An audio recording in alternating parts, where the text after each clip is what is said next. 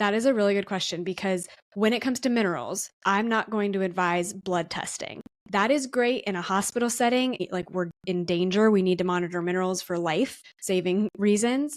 But that's going to look at what's currently in your bloodstream. That is not a great assessment of cellular health, cellular mineral status. So we do mineral testing through the hair, which is a 2 to 3 month window of what your cellular mineral status is. And that is a deeper way to assess your health than just what's currently in your bloodstream. Hi, I'm Lauren Parsons. And I'm Andy Jackson, and this is the ALWELLCO Podcast.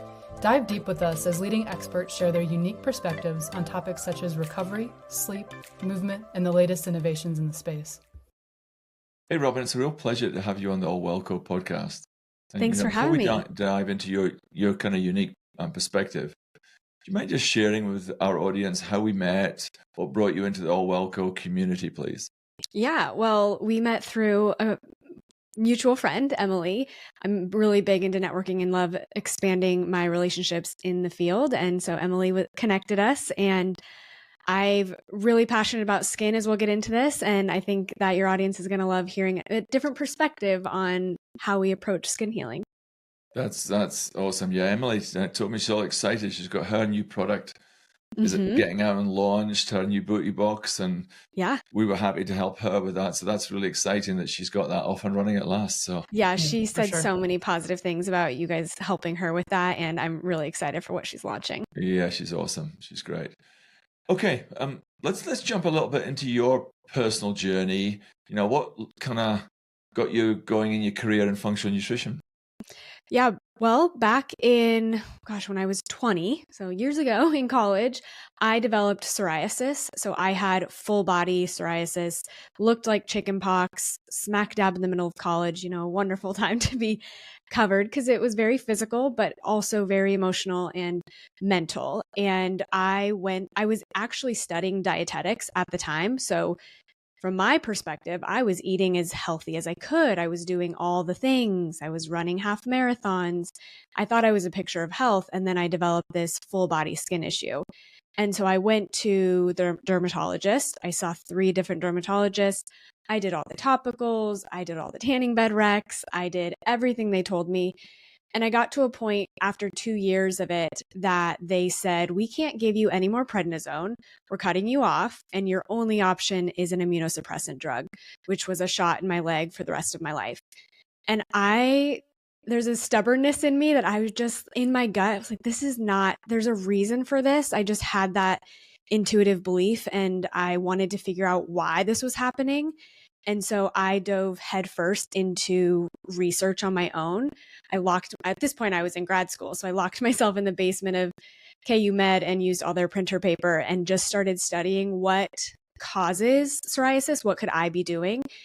And long story short, I put myself into a 3-month, my own treatment, all nutrition based, all lifestyle based, and I cleared my skin.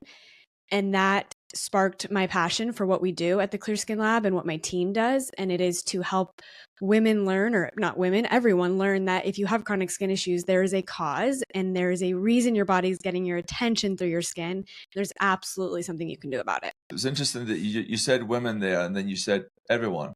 Because I can remember back to when I was 17, 18, 19, having terrible acne on my face. Yeah. I can remember my mum. I'm very old, so my mum is a little old school, is that any medical condition, mums in Scotland have to fix them. So I remember her literally bending me over the table, squeezing my spots, putting a cream on them, squeezing my back. They were like big boils and stuff like that. So it was really interesting that you did say not just women, everyone, because I remember it quite well. Did you have problems with it when you were younger? Yeah, I had acne as a teenager. Yeah. Not terribly where I've had scars or anything like that. You can still see some of my pits from it. But embarrassing enough to where you want to deal with it. Most of our clients are women, though we certainly work with men too. From a percentage perspective, there boys tend to have it more as teens and grow out of it, where women in their 30s, 40s are more not more likely, but more women have it in their 30s and 40s than men do in terms of acne. But of course, it's not necessarily the same for other skin conditions like eczema and psoriasis. And we work with all genders for that. Oh yeah, my younger brother had really bad eczema when he was young. He had to have to wear like gloves to stop him scratching and stuff on his feet and stuff. So can we talk a little bit more about the Clear Skin Lab? What is it? Obviously, we know what inspired you to create it, but can you just dive a little bit deeper into what that is and who might be a good fit for it? Yeah. The Clear Skin Lab is the name of our company who serves clients with chronic skin issues. And we have different ways that we help people. Some it's a kind of a DIY, learn the foundations, a lower investment to kind of get started on that. And then we have different tiers all the way up to our 6-month one-on-one service where we're working in the weeds with you. We're designing protocols. We're doing all your labs. We're figuring out what's the root cause and helping you implement the very detailed changes to heal your skin. So really across the board, anyone with chronic skin issues, whether that's eczema, psoriasis, rosacea, acne, they are a fit as long as they're interested in making lifestyle changes, because that is something that we can't do for you. You have to want that. But I will say majority of our clients, they don't come to us as the first thing they're trying. They've usually been in this for 5, 10, sometimes 20 or 30 years, and they are fed up with all the things they're doing not working. I mean, that was my case too. I gave the conventional a good try for a couple of years until I was out of options other than just chronic medications. And most of our clients don't want to go the medication route. They want to understand what's happening. And if that's a motivation, then we are your people for actually figuring out how to address it naturally. That's great. And I'm sure your nutrition background leads the program more to nutrition-based interventions. Is that right? Or is it a mix of a little bit of everything? It's certainly the foundation, but our functional approach. So I'm a registered dietitian. My team is dietitians and functionally trained, which means we're not just looking at it from let's manage the problem. We're looking at how does your biology, how does your physiology work?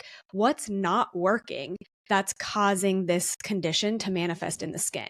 Because it's not just genetics. I personally, I've been into nutrigenomics and genetic testing for years. I have DNA that wires me to have psoriasis, but I don't have it anymore because the lifestyle we live can impact how our genes express themselves.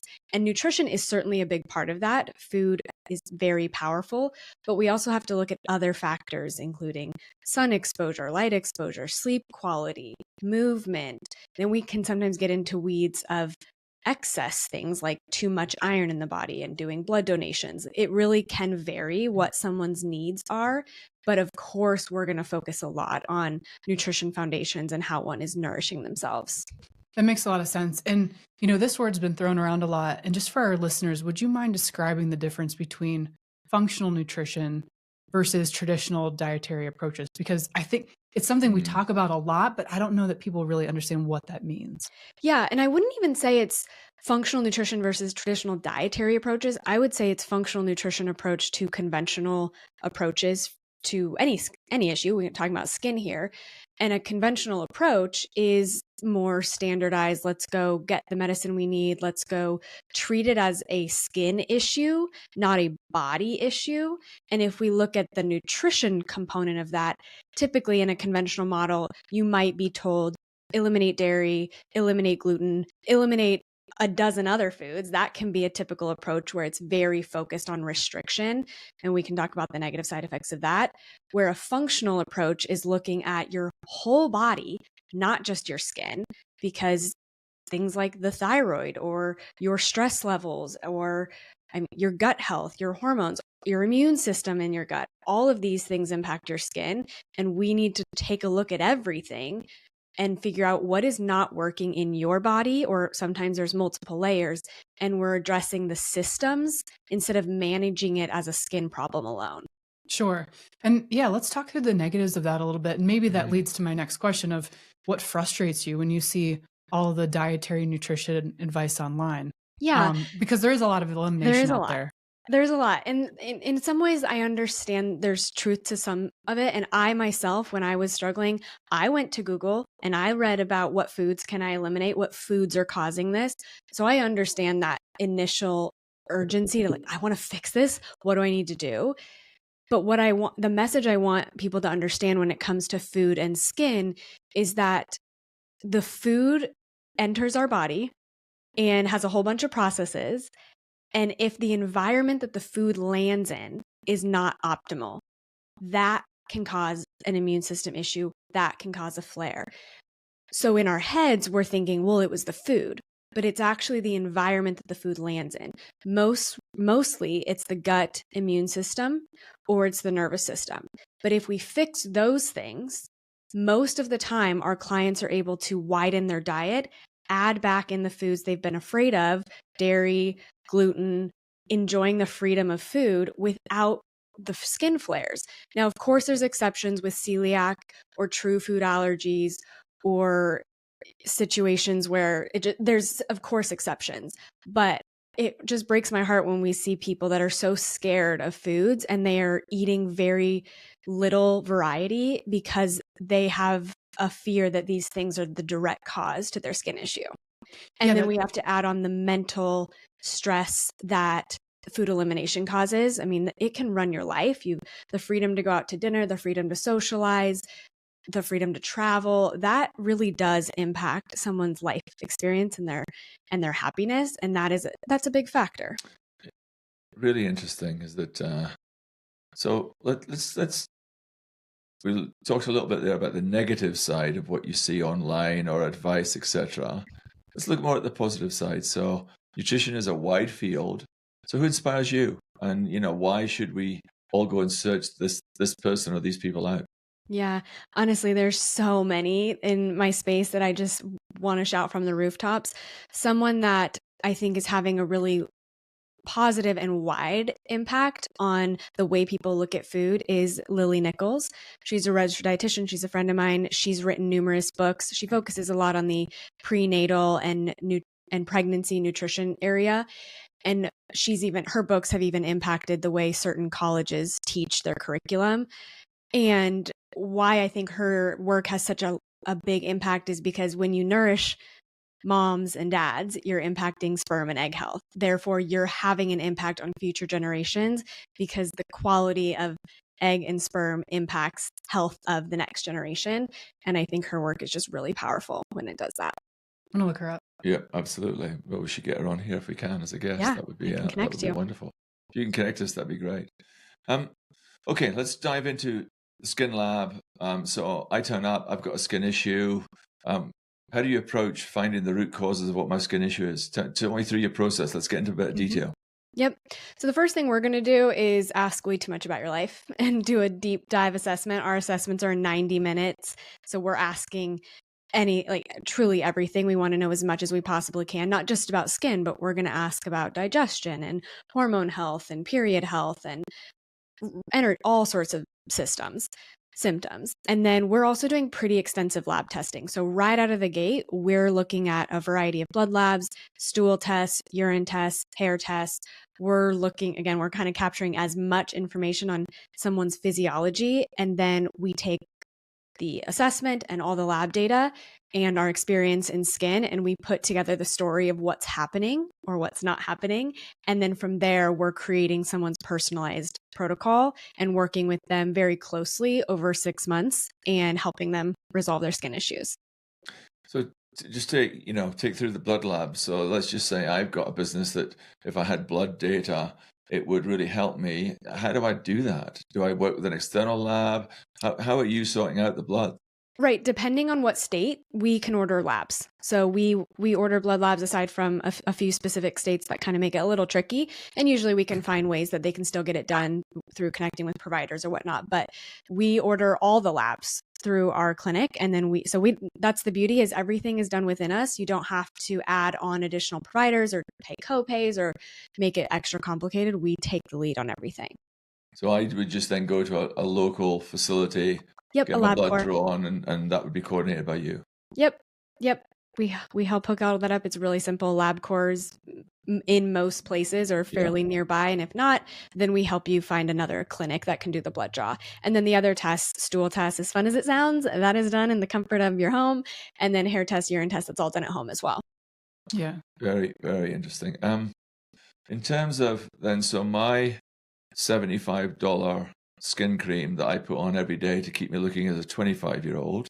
It's And working I very think well. that's the magic thing. How do you deal with that when people have got they've still got an issue, but they've got this magic cream, they've got this magic thing that they're putting externally. Yeah. How do you get them to start thinking about internally? Yeah. Well, I will still say we have a two-pronged approach. So topicals still matter, but the inside matters too. And most of our clients, by the time they get to us, they've tried hundreds of topicals. And so it's okay if someone's journey starts with trying to figure it out topically. I think the phrase, when the student is ready, the teacher will appear. And I know the way people think through skin is just that it's a topical issue. I am trying to help change that message with my voice and wherever I can speak. But it's a really deep narrative that is wired. And even when you talk to dermatologists or some experts, they may not even acknowledge food. Some very quickly dismiss the food and lifestyle impact on skin. And so there is a battle there. I actually was back in my early career days, I was meeting with different doctors, and I had a meeting with a rheumatologist, and they work a lot with psoriasis. And I was telling my story, and I said, I didn't want to go on an immunosuppressant. And he said, watch yourself. You're talking to a rheumatologist. So even face to face with someone, they were resistant to hearing something other than medications. And so I think it is just a message that has to be shared with people's personal experiences, and especially leaders in the field, doctors, changing their perspective and hopefully learning from patients when they say, listen, I tried all these things, but food or these changes have really been helping me. And those providers having an open mind, and then the ripple effect can start as the word spreads. But it is definitely a narrative that's hard to shift. And I think we're doing that with actually helping people, and then that their voices spread and it goes from there. So, L'Oreal, Estee Lauder, Kiehl's, all of those guys, why aren't they doing skin labs then? Surely that would help them to have this combined thing. Why are they not doing it? I mean, I'm sure it's wired down to the dollars if we narrow it down. But I don't know. I don't know why they're not more loud about it. I truly think it comes down to money. Yeah. You mentioned your program is 6 months. Is that kind of standard? And I guess my question with that is, will most issues clear up in 6 months? Is that how quickly things could work? Good question. The reason we set the expectation that it's probably going to be 4 to 6 months, and that of course depends on the severity of the skin issue. What's unfortunate and annoying is that skin is one of the later systems or symptoms to change. Mm-hmm. Most of our clients will see energy improve, sleep quality improve. They might see their periods improve or digestion improve, all before the skin improves. And as much as I wish I could speed that up, it is just the pace at which the body heals. The skin is also not one of the first symptoms that appears when there's internal chronic issues. Again, in the reverse, it's usually the stuff that people can't see. It's energy, it's mood, it's other stuff. But what can motivate someone to actually want to take action is when it starts to show up physically. And I can totally understand that. So we just like to set the proper expectation because, of course, the skincare industry does promise quick fix, or we all want our skin to be better yesterday, but it wouldn't help our clients if we set that expectation and then they're disappointed and skeptical of the process. So I have no problem being straight up and saying, this isn't going to be fast, but this is going to work. Okay. So skin is pretty similar to hair then, right? Because you have an assault and then usually hair changes after. Yep. Right. So is it kind of the same idea? Yep. Okay. Yep. Can you talk through some specifics? So minerals, big topic of discussion. Yep. Why are minerals essential for health? Just getting really basic and then going a little bit forward. Do you have any specifics that are very crucial for skin and hormonal balance that you'd like to talk about? Yeah. If we go basics as to why minerals are important, I really like to use the analogy of our cells. We have trillions of cells that make up our entire body, and they help us, they are required for us to function. And we want those cells to be nice, healthy, juicy grapes. But for various reasons, a lot of us are walking around with shriveled up raisins. And if that's the case, it's going to put a drain on any function, digestion, libido, hormone production, thyroid health, stress resiliency, skin, other chronic diseases. And with the amount of stress that we have in modern day, plus you add on the agricultural systems or food quality declining in the standard American diet, there's a lot of reasons people are walking around with shriveled up raisins. And that is a big problem. Outside of skin, that's it's hard to actually be well for the long run if you don't have healthy cells, because it's the foundation to every system in the body. And that is a big reason minerals are something we push so hard here, because they're a really important part of turning that raisin into a grape. And then can you walk us through maybe some common signs of mineral deficiencies, maybe how they can be addressed, just what you see with the general public? Because I'm sure some symptoms in people's minds might not line up with the fact that, oh, it's actually a mineral that I need in my body. Yeah. Yeah. And there's so many minerals that it can also be a little overwhelming of like, wait, do I need all of these?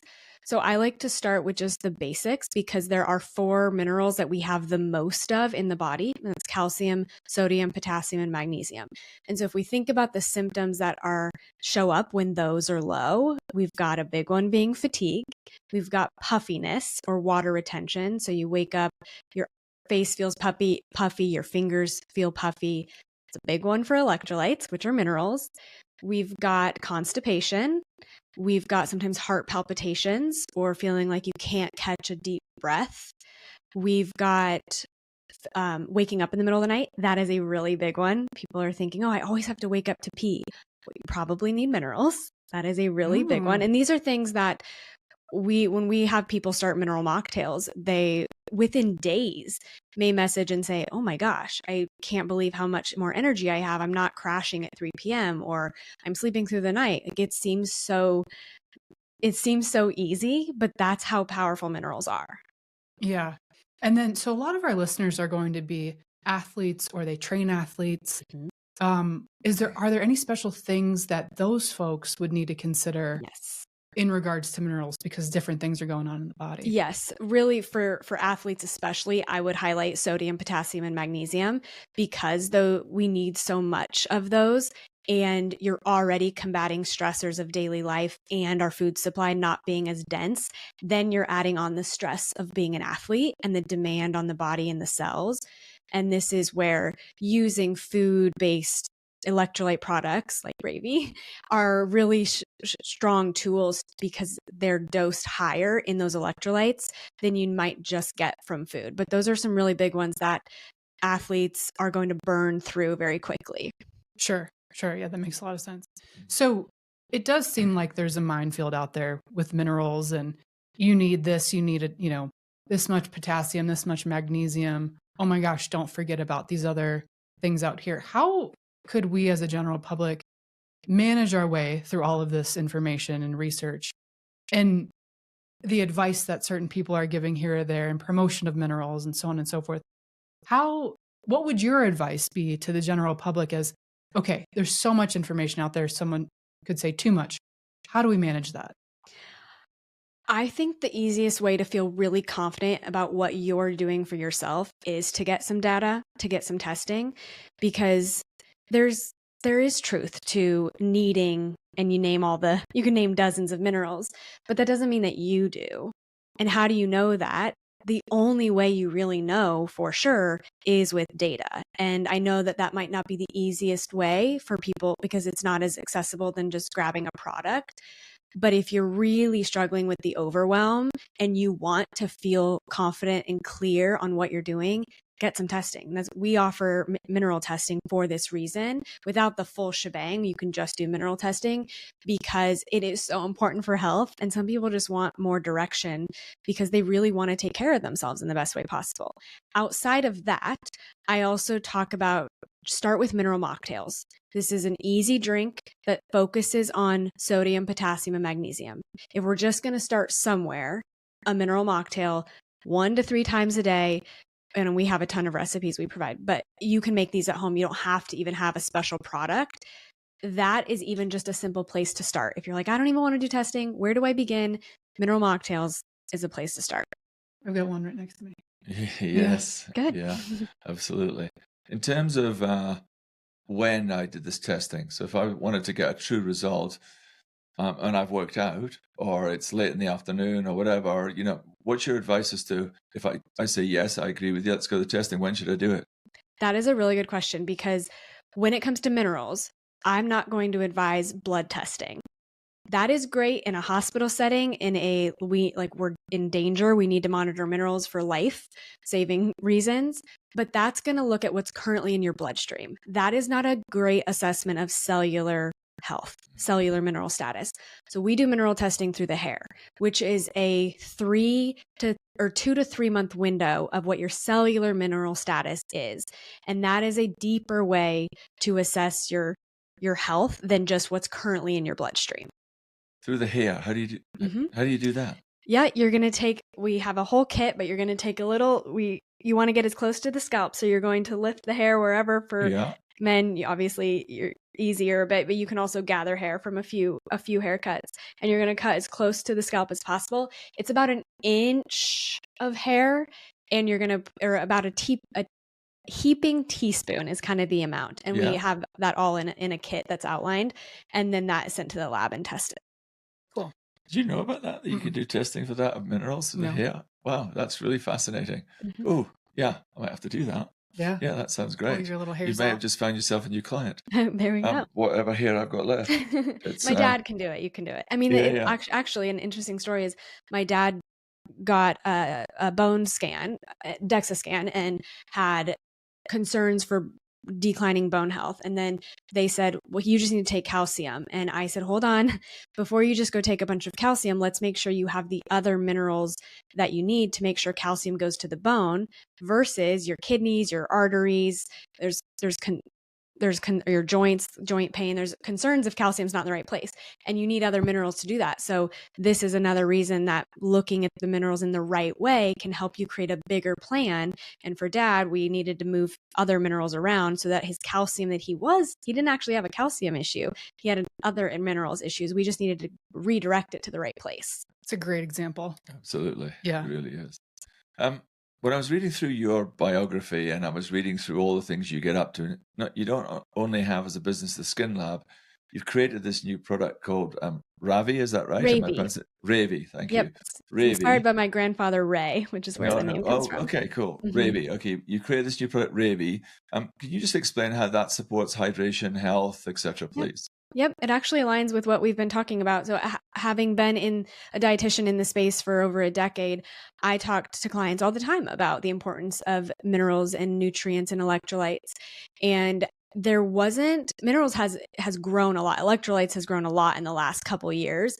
When I started Rayvi back in 2020 when the idea started, there weren't a lot of products out there that were food-based or had bioavailable nutrients, meaning the form of the mineral is well absorbed by the body in the gut. And honestly, most of the products out there have a lot of fillers and junk and fake sweeteners and artificial stuff and natural flavors, none of which I was a fan of.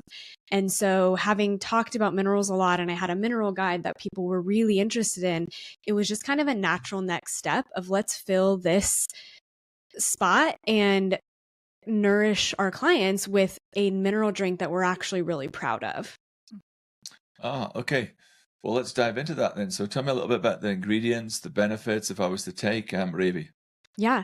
Well, coming off the conversation of the importance of sodium, magnesium, and potassium, those are the primary minerals that we focus on in Rayvi. There are some others weaved in because we focus on whole food ingredients, but it's estimated that only 2% of the population is getting enough potassium. And so the primary mineral in Rayvi is potassium. We also made sure that the potassium to sodium ratio was optimal.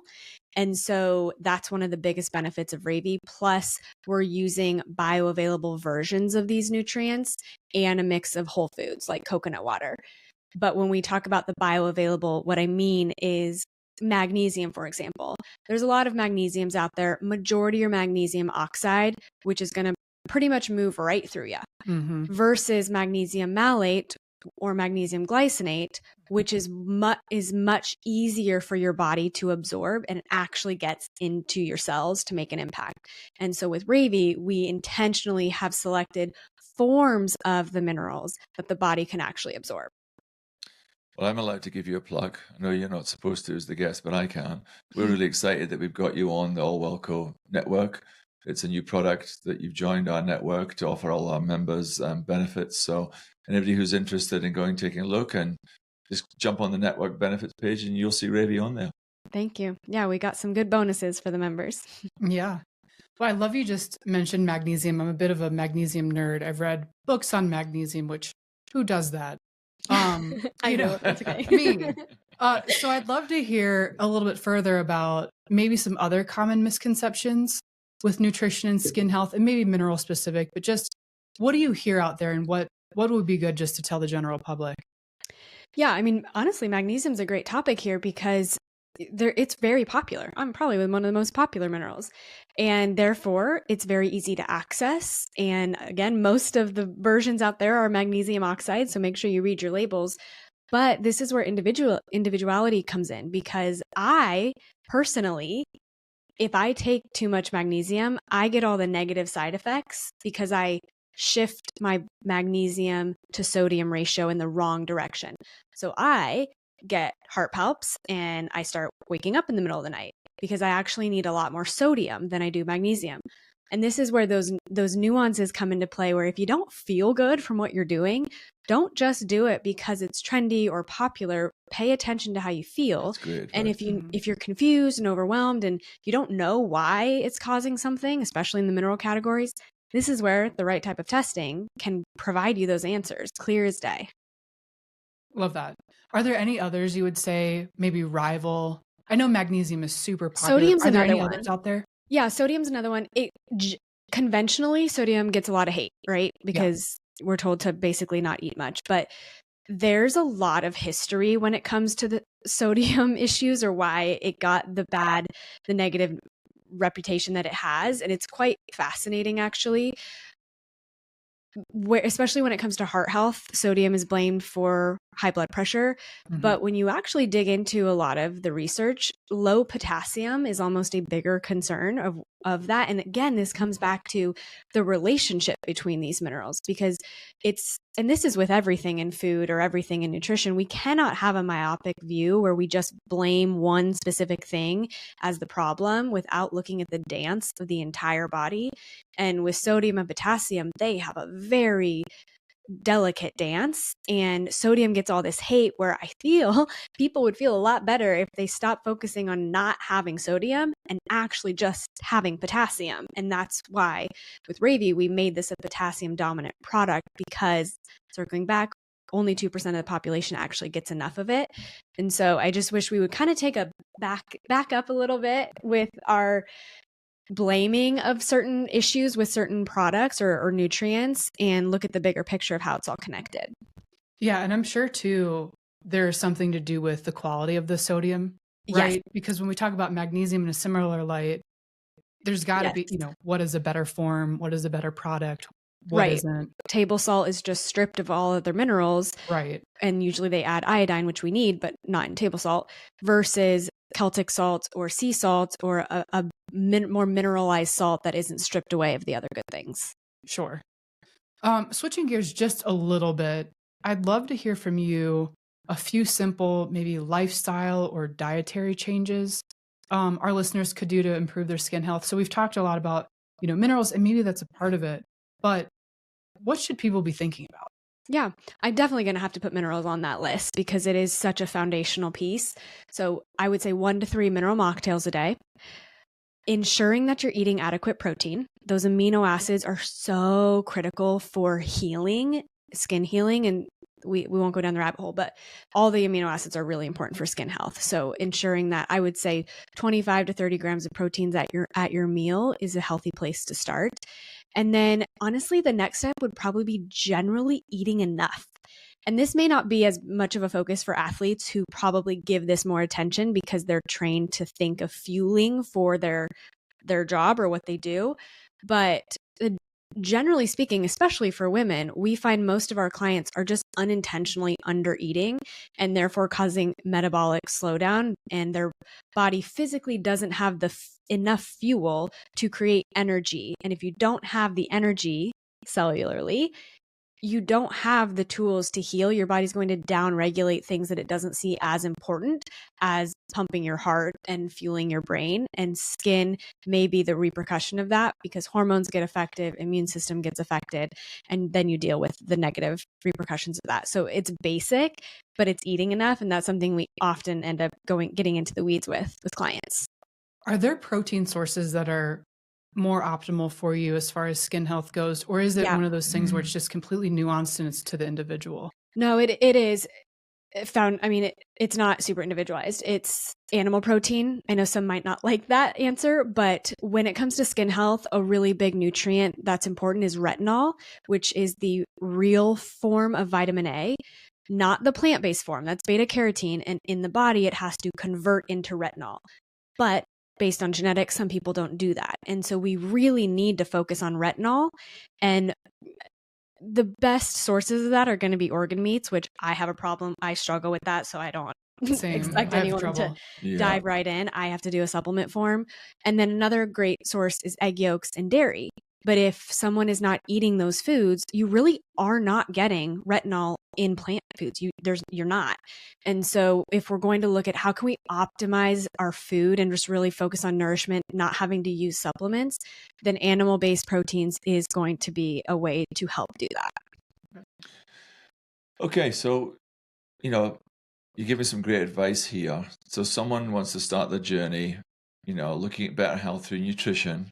I'm just going to pick on a couple of subjects, but I want you to give them advice if they want to get started.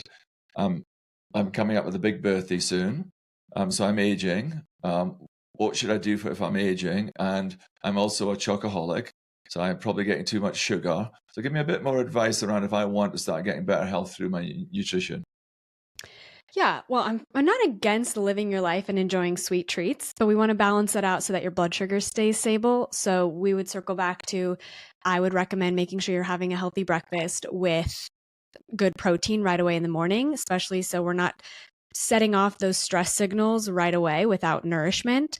Enjoy your sweet treats around the meals. It's totally fine. And honestly, when you're eating enough, you tend to have less sugar cravings anyway. So that may naturally support that. And then I will say, when it comes to aging, topicals are very important. And so making sure you have a good topical routine, So which my is Kiehl's obviously is working working for you. I love it. Yes.